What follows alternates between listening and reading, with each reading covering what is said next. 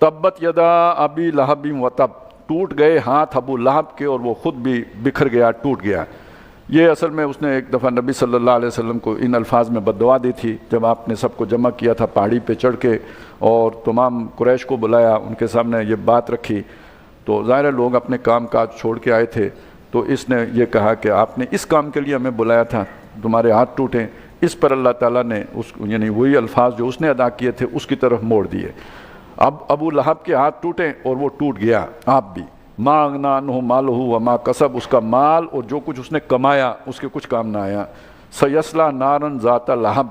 ان قریب وہ اس آگ میں ڈالا جائے گا جو شعلے والی ہے، یعنی بہت اس کے شعلے تیز ہیں، ذات لہب ہے، تیز، اس کی لپٹ بہت دور تک ہے۔ وامرأتہ، اور اس کی بیوی بھی ڈالی جائے گی، حمالۃ الحطب، کہ جو سر پہ ایندھن لیے پھرتی ہے۔ اس کا ایک مطلب تو یہ کیا گیا کہ وہ جنگل سے جا کے لکڑیاں کاٹ کے لاتی تھی، لیکن یہ کہ بہرحال ابو لہب بہت بڑا سردار تھا، بنو ہاشم کا سردار، ابو طالب کے بعد وہی بنا۔ اور عرب معاشرے میں جو سردار ہوتا ہے اس کے بہت نوکر چاکر ہوتے تھے، لونڈیاں ہوتی تھیں اور غلام ہوتے تھے، اس کی شادیاں بہت زیادہ ہوتی تھیں۔ یہ اس کا سٹیٹس کا تعین انہی چیزوں سے ہوتا تھا۔ تو یہ سمجھنا کہ اس کی بیوی جا کے لکڑیاں کاٹ کے لاتی ہوگی، یہ کوئی بات جچتی نہیں ہے۔ اصل بات یہی ہے جو آگے آ رہی ہے کہ وہ فی جیدہا حبل من مسد، اس کے گلے میں جو مونج کی رسی ہے، اس سے مراد وہ ہار ہے، بڑا قیمتی ہار کہتے ہیں اس کے گلے میں تھا، اور اس پہ عرب یعنی پورے عرب کا ایک بالکل نادر قسم کا ہار تھا جو اس کے گلے میں رہتا تھا۔ تو اس کی طرف اشارہ ہے کہ دنیا میں تو اس کا بڑا اونچا سٹیٹس ہے، ایسا قیمتی ہار اس کے گلے میں ہے۔ حقیقت میں اس کے گلے میں مونج کی رسی ہے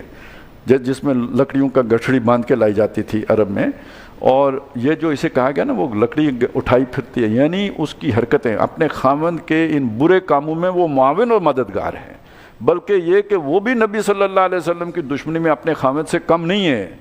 شاید یہ کہنا مشکل ہو کہ زیادہ کبھی حرکتیں کس کی ہیں، تو وہ اپنے خاوند کے لیے وہ لکڑیاں جمع کر رہی ہے جس میں دوزخ کی آگ میں وہ ڈالا جائے گا، یعنی اس کے لیے آگ کا سامان کر رہی ہے، یہ مطلب ہے۔ اور اس کے اس ہار کو اس کی طرف تشبیہ دی گئی کہ جیسے کوئی لکڑ ہاری جو ہوتی ہے نا، لکڑیاں کاٹ کے لانے والی، اس کے گلے میں رسی ہوتی ہے، یہ ہار نہیں ہے، یہ وہ والی رسی ہے۔ ویسے اس ہار کے بارے میں بھی ایک عجیب وہ بات کہی جاتی ہے کہ یہ آیا تھا کعبے کے توشہ خانے میں، یعنی کسی نے جیسے نظر چڑھاتے نا، ہو گیا کسی کو مصیبت پڑی ہوگی تو اس نے کہا اللہ یہ مصیبت دور کر دے تو میں نیاز کعبہ کے لیے یہ ہار جو ہے نا وہ دے دوں گا، تو وہ بیگم صاحبہ کے لیے یہ کنجی بردار تھا، یعنی توشہ خانہ یعنی اس کا انچارج جو تھا نا ابو لہب تھا۔ تو یہ ہار کی کہانی کوئی بہت پرانی معلوم ہوتی ہے،